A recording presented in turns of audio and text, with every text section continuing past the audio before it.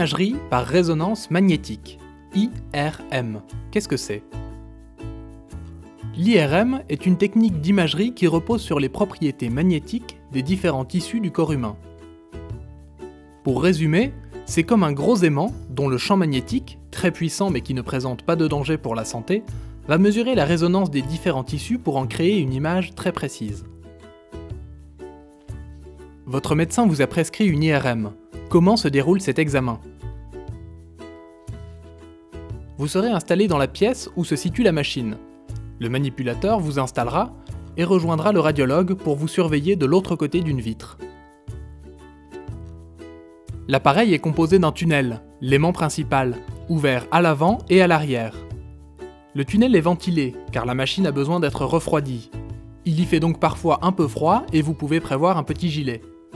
L'installation précise dépend de la région que l'on souhaite analyser. Le plus souvent, vous serez allongé sur le dos, sur la table d'examen qui coulisse à l'intérieur du tunnel. En fonction de l'organe à analyser, on ajoutera ce que l'on appelle une antenne sur cette région, pour améliorer la réception des signaux. Il s'agit d'une coque qui viendra par exemple autour de la tête, autour du genou, ou encore sur le thorax.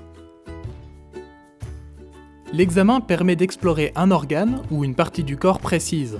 On ne peut pas explorer plusieurs régions en un seul examen.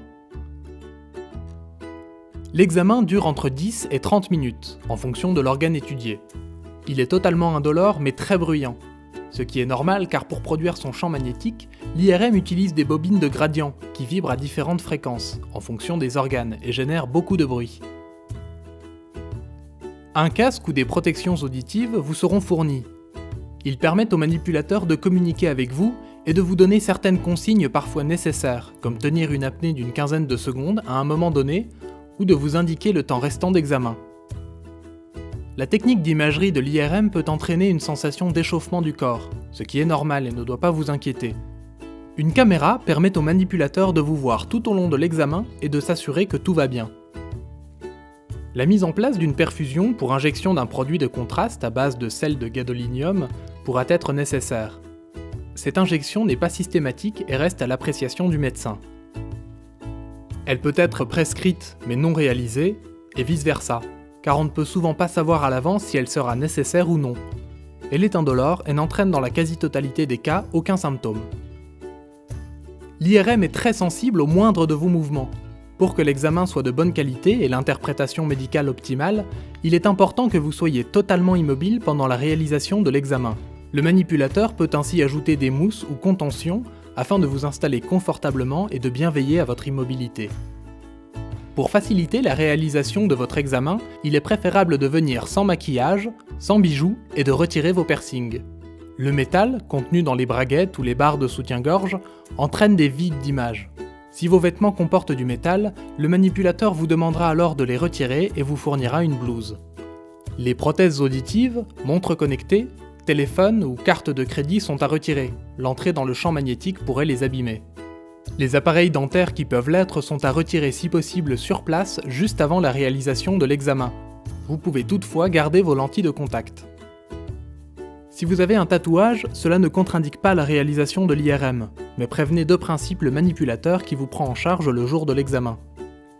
Il existe toutefois des contre-indications à la réalisation de cet examen, certaines absolues et d'autres relatives, comme les corps étrangers métalliques intraorbitaires, les pacemakers et défibrillateurs, les valves cardiaques mécaniques, les clips vasculaires intracrâniens, la grossesse ou les prothèses de moins de 6 semaines.